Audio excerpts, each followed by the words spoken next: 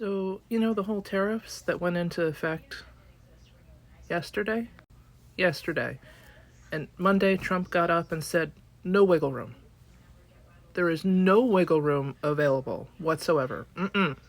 Well, today it would seem the big automakers of Detroit called and said, yo, we don't really make shit here anymore. We basically make it all in Canada or Mexico and bring it in, slap a bumper on it and called it Made in America.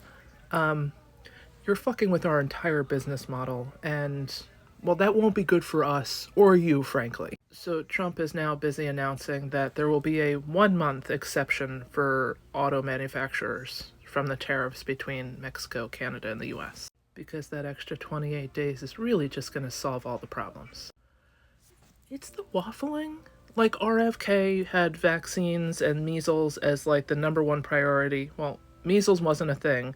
4 days later, measles was a top priority. 3 days later, measles could be cured by vitamins. Not true. Not true in the least. And now we're even moving up the waffling to 24-hour chunks of tariffs. No wiggle room. Tariffs. They're here. Tariffs. With exceptions. Like, I'd just like to know how deeply I am being screwed, and I would just like it to be a consistent screwing at this point. It's the rhythm that matters. The motion of the ocean, if you will. The inconsistency is now what's frustrating me more because, oh, what? We're all going to buy a car in the next month. Car salesmen won't use that to their advantage at all. Do you know how many people are in fixed leases that they cannot renew any sooner without paying penalties, so whatever they might save wouldn't matter? Like, a 1 month exception?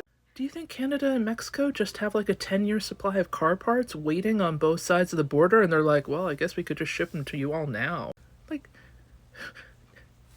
do none of you souls understand the global supply chain? But it's nice to see car makers admitting that cars aren't made here anymore. They've tried so hard for so long to pretend that made in America really made in America. I saw some report that like the BMW X3, a Honda something or other, and a Kia something or other